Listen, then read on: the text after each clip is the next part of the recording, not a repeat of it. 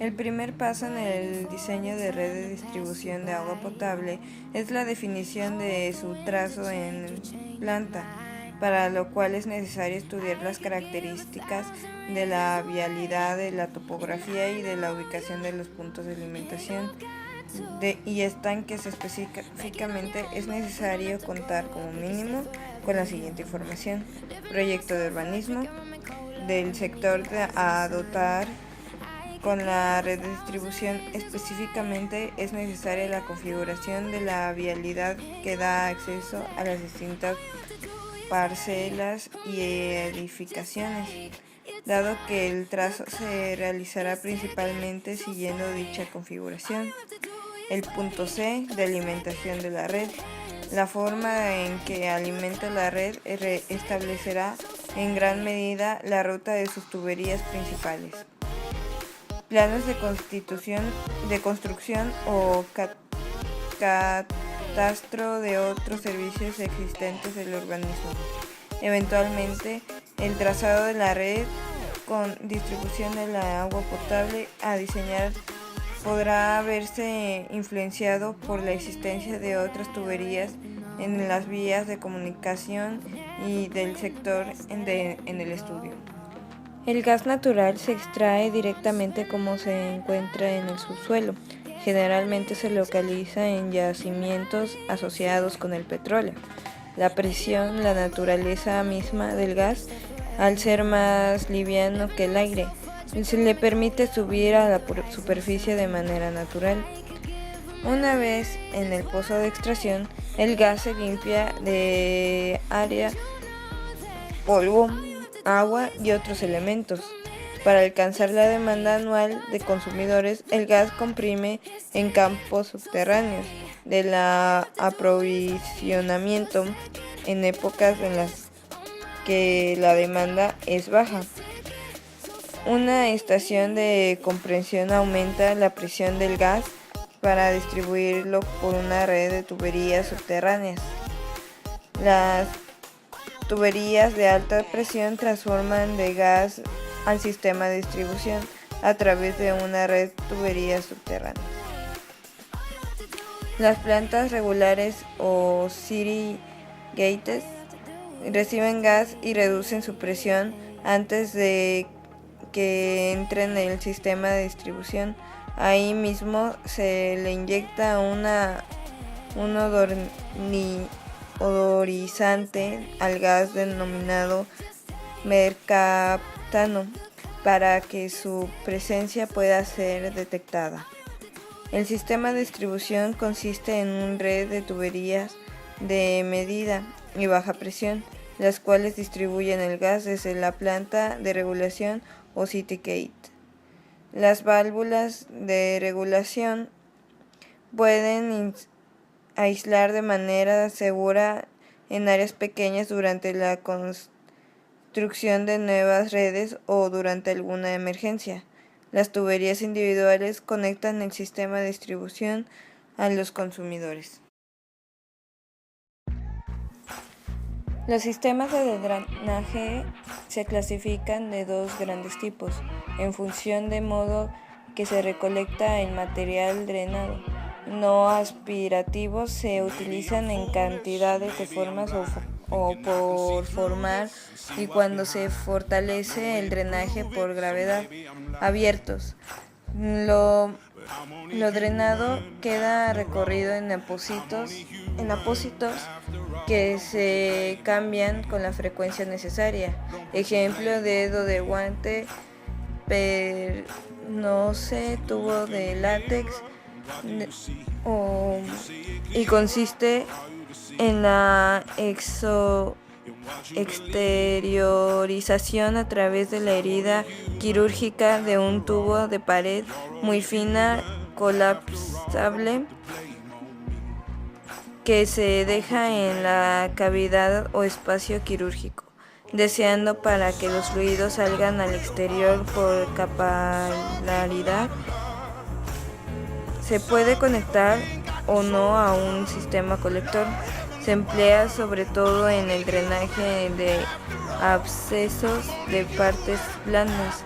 Su principal complicación es la infección. Aparativos. Se conectan a reservorios en los que han hecho el vacío y favorecer así el drenaje. No siempre cerrados, se colocan en cavidades donde es dificultoso o especialmente importante el drenaje de toda colección que esté presente o pueda aparecer. Ejemplo, Buleau, Jackson Pratt, Redon. Consiste en un tubo multiperforado de pared vidriosa no colapsable que conecta a un frasco en el que se ha hecho el vacío para permitir una sustitución continua de baja presión.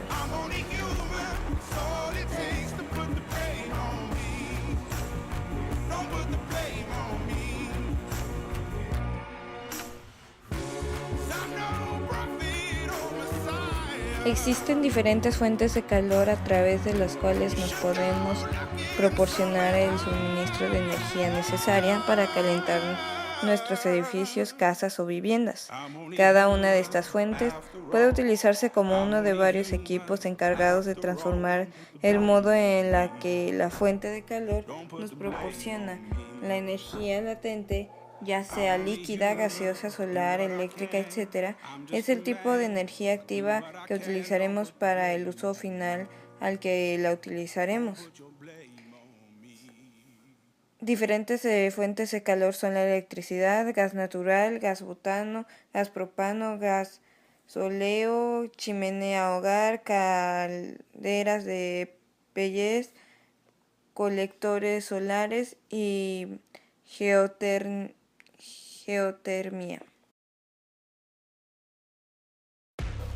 El enfriamiento involucra la descarga de energía por acoplamiento selectivo del sistema con las partes más frías del medio ambiente, buscando que ese flujo de energía se quede de modo natural como un sendero térmico, ejemplificando con la primera parte de la segunda ley de la termodinámica. Los enfriadores del mismo ambiente son el cielo, la atmósfera y el suelo. El enfriamiento al cielo, en esta radiación del sistema, pasa a través de la atmósfera y se disipa al espacio exterior. El enfriamiento radiactivo al cielo funciona bien en condiciones ambientales con los cielos despejados y tiene el potencial de enfriar el sistema por debajo de la temperatura al aire ambiente.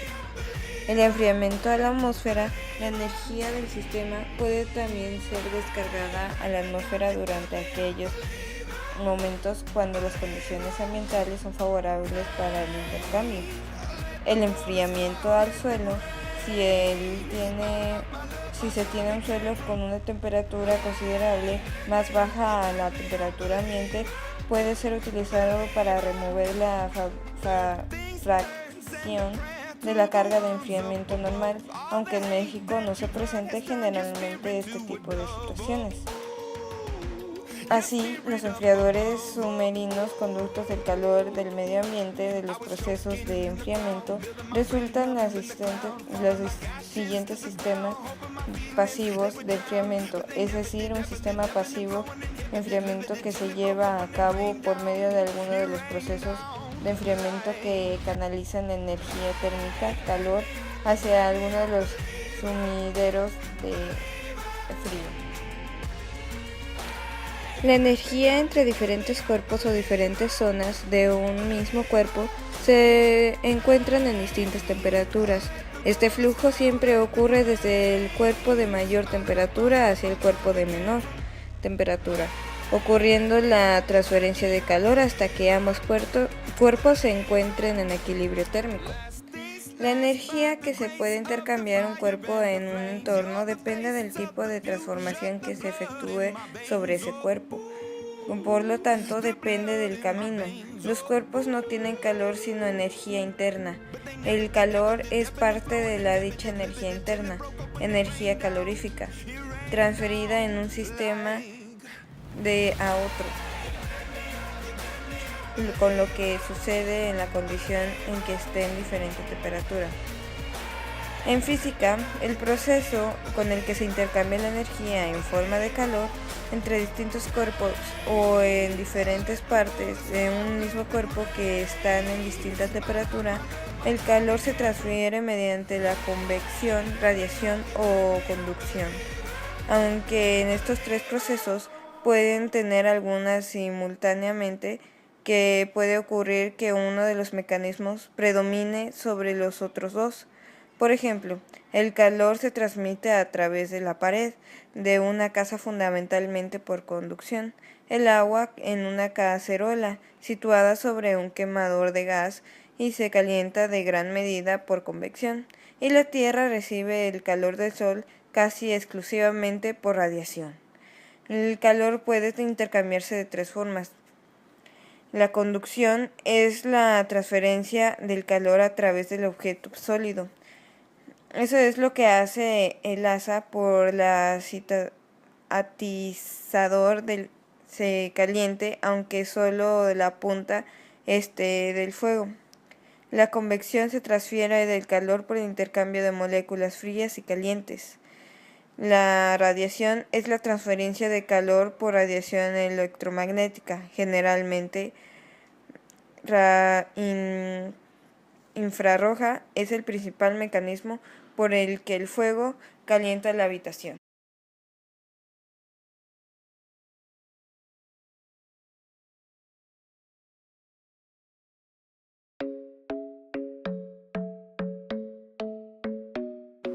La generación de la energía eléctrica se produce en alternadores o generadores. En términos generales, consiste en transformar una clase en energía, ya sea química, mecánica, térmica o luminosa, entre otras, en energía eléctrica. De todos tipos de energía, la mayor uso ha recibido la energía eléctrica. Esta popularidad está dada a su difusión, por tanto, económica en las naciones de uso doméstico. La energía eléctrica tiene las cualidades de fácil generación y distribución hasta los consumidores, también por su fácil transformación de otras formas de energía, tales como la térmica y luminosa, mecánica, entre otras. El rápido desarrollo de aprovechamiento de energía eléctrica estimuló a la construcción de grandes plantas generadoras capaces de convertir la energía mecánica obtenida mediante otras fuentes de energía primaria en energía eléctrica, constituyendo el primer escalón del sistema suministro eléctrico.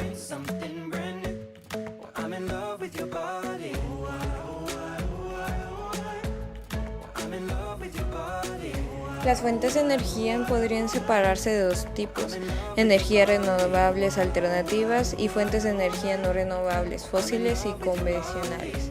Fuentes renovables son energía inagotables en las que se pueden ser respuestas de corto o mediano plazo, espontáneamente o una intervención humana. Esas fuentes de energía ya son bastante extendidas en todo el mundo. Su importancia va aumentando al día que hoy presenta la consideración de producción mundial energética. Por ejemplo, energía hidráulica, energía eólica, energía solar, energía geométrica, energía marítima,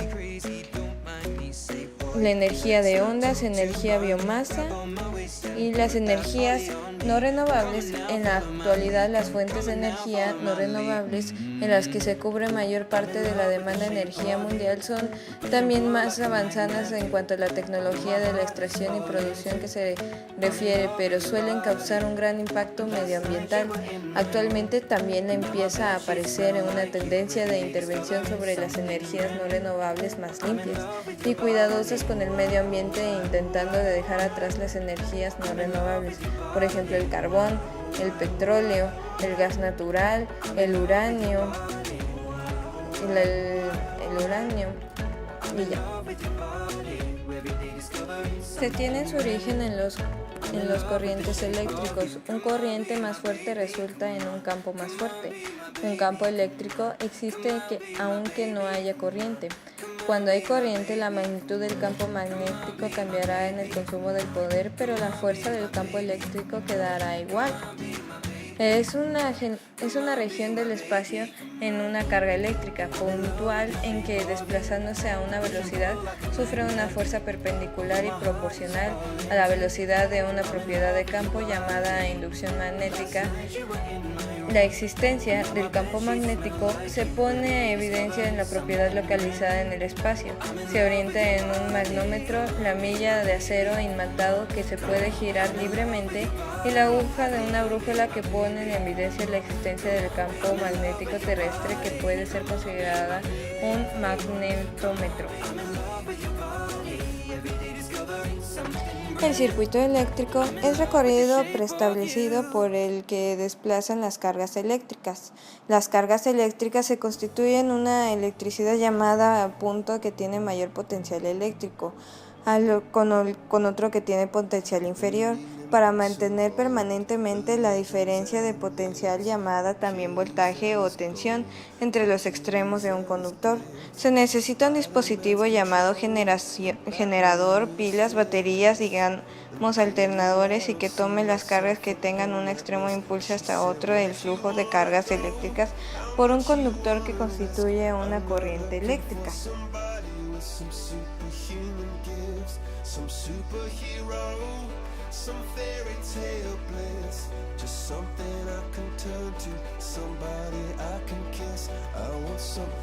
Por fuentes de sonido se entiende que aquellos aparatos cuya salida obtiene una eléctrica amplitud directamente proporcional a la amplitud de la señal del audio. Esta señal eléctrica solo ha de ser amplificada conveniente y conectada en algunos altavoces para poder ser coescuchada. Las fuentes de sonido más comunes en un domicilio son reproductor de discos de vinilo, reproductor de cintas de cassette, reproductor de discos compactos CD y otros formatos de almacenamiento digital como el DVD o minidisc. Además está sincronizador de radio de bandas comerciales AM y FM. Otras fuentes de sonido pueden ser televisor, el video o la cámara de video, en aquellos aparatos que incorporan una salida de audio tradicional.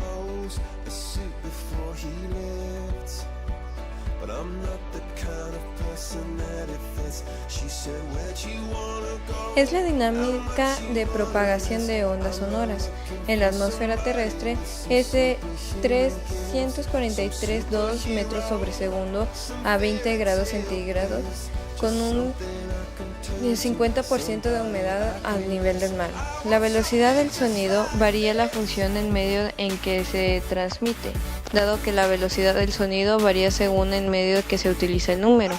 Para indicarla, así un cuerpo que se mueve al aire, Mach avanza 2 veces la velocidad del sonido. Estas condiciones, independientemente de la presión del aire o su temperatura, la velocidad o dinámica de propagación de la onda sonora depende de características en medio de las que se realiza dicha propagación, no de las características de onda o de la fuerza que la genera. Su propagación en un medio puede servir para estudiar algunas propiedades de dicho medio de transmisión.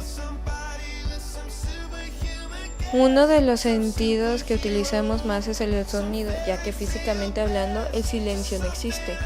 Para saber cuál es la unidad de medida del sonido, hay que tener en cuenta que para que podamos escuchar algo tiene que haber una vibración en el aire o en el agua. En el vacío no podemos escuchar. Estas vibraciones se producen a través de ondas, al igual que si tiramos una piedra al mar.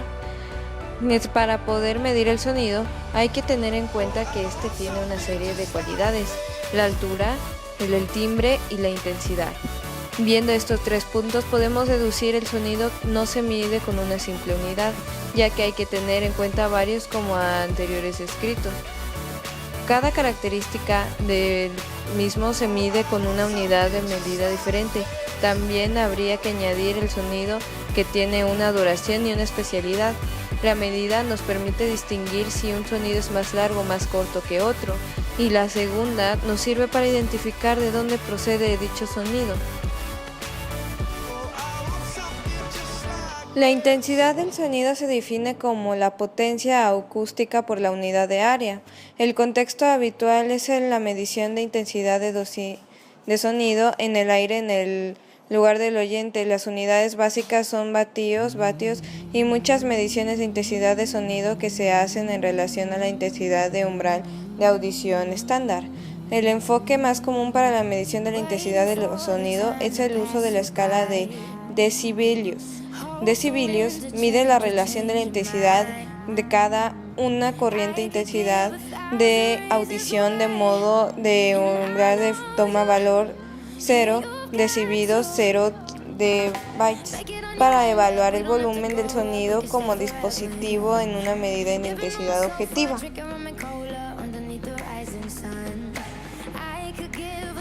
Los dispositivos ópticos de almacenamiento están diseñados para soportar alguno de los siguientes tipos de grabación: solo lectura S, CD-ROM, grabable, disponibilidad de escribir una sola, CDR, regenerable, describe, CDRW.